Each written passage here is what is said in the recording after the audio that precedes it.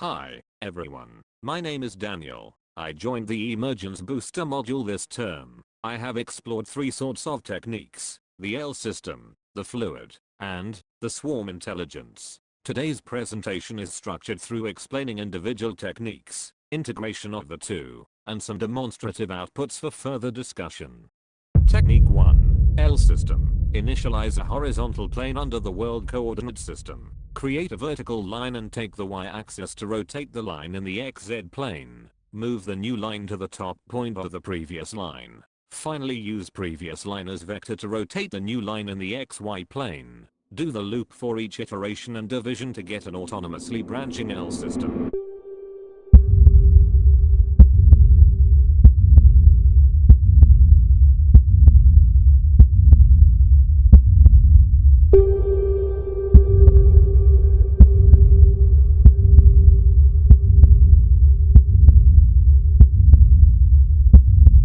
Now draw the blueprint of the proposing pattern, and then get one branch from it. It shows there is a powers function doing the trick. The length of the second segment is the length of first segment multiplied by a float between 0 and 1, and the length of the third segment is the length of second segment multiplied by the same float, so on and so forth. So the length of segment number n equals to first length multiplied by a float powers n minus 1. To conclude, the rotation angle is proportional to the porosity of 3D system pattern, and length ratio will result in hierarchical growth. To generate variations under randomness, apply another random float for each rotation.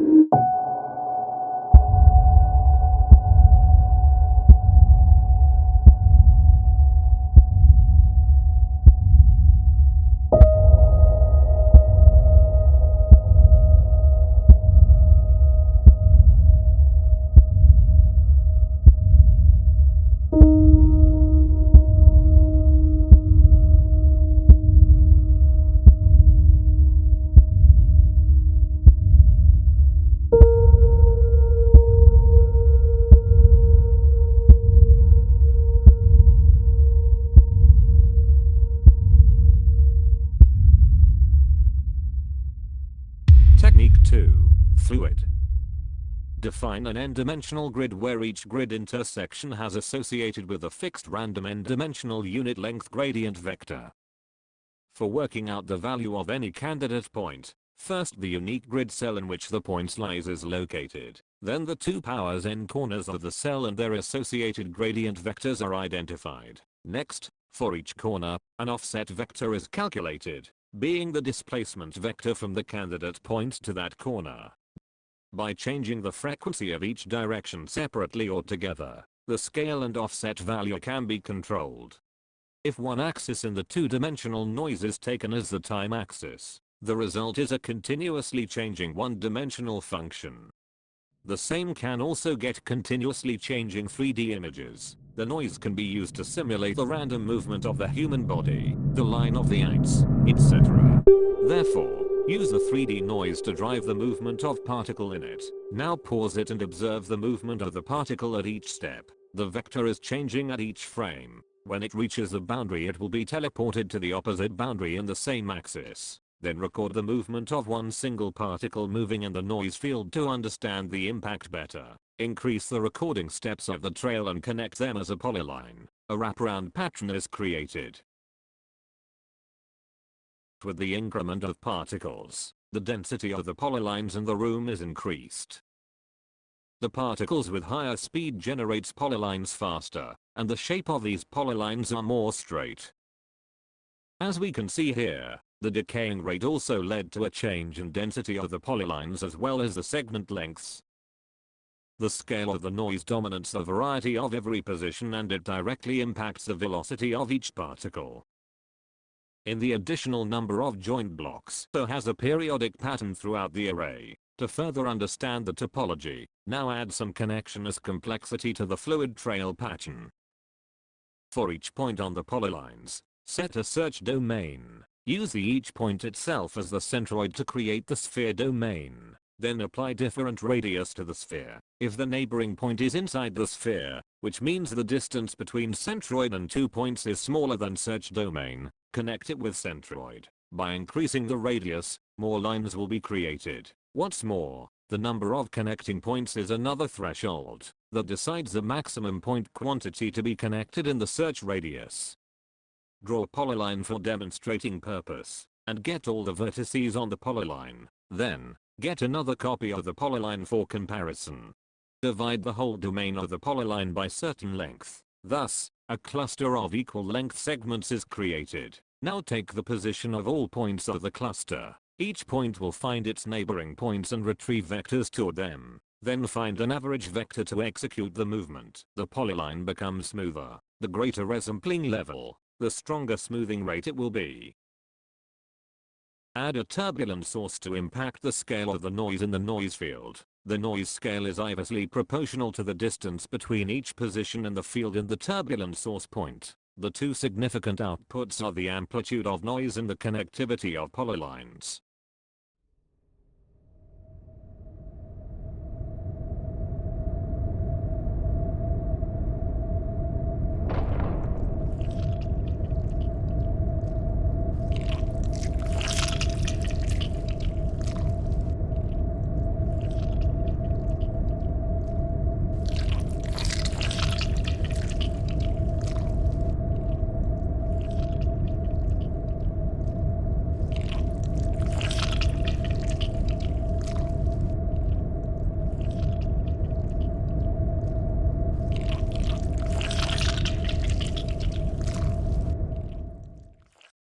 Technique 3.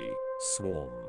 Create a sphere and scatter on the surface. Then apply a random vector for each scatter particle as initial velocity. This is the alignment rule. First, each particle in the swarm will sensor their nearby particles within a certain distance. Once the other nearby particle moves into the sensor domain, the two particles will try to move toward one another. Second, add another separate rule. When each particle is moving toward its nearest particle, it will sensor if it is within another smaller distance. If so, they will separate from each other, following the opposite velocity. Finally, the overall velocity will be the vector sum of all the additional force. Technique Join 1. LFlock. LFlock is a new script developed from L system and Swarm. The fractal behavior of L system is constantly influenced by the self-awareness of the Swarm intelligence, and periodically it combines two nearby branches.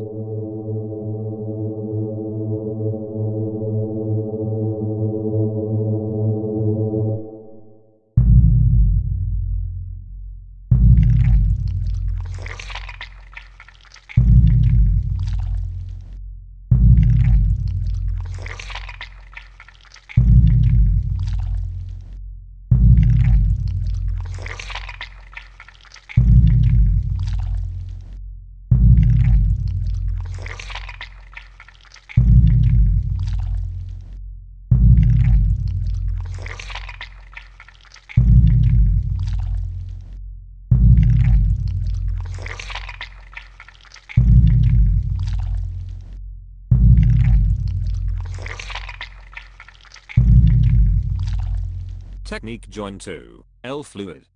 The final script L-Fluid is the conjoined system of three techniques. The motion of the particles differentiated by the noise fields.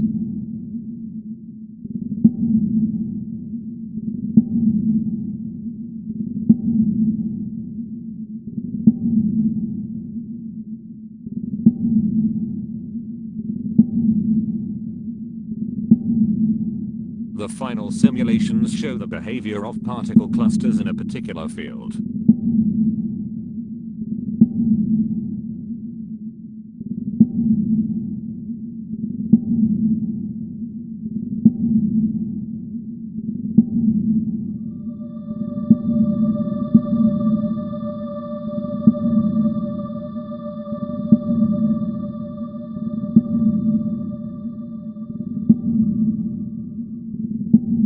Design proposal: Bioreceptive implant. The experiment hopes to explore the level of prosthetic cooperation on the volume of multiple complex curved surfaces, and combine the physical and spatial conditions of extreme environments to give a plan to improve biological acceptance. Starting from a cylinder, deforming and beveling the two ends of the cylinder will give a U-shaped form. Repeating and connecting them, a prototype that can be used as a pavilion can be obtained after many angle adjustments. The lower part original body, and the upper part will be used as the implanted biological prosthesis. The intelligence contained in this formation allows it to automatically recognize parts that are small in size and require load-bearing structures and provide more support. On the other hand, in non-load-bearing parts, it forms self-stability with its own rotating shape and has air permeability and porosity, provides space for oxygen exchange. Propose a hypothetical bioorganic material, and weave this form using robotic extrusion. After completing the stable structure, the bioreceptivity of the material itself will improve the bottom biodiversity defects in extreme environments.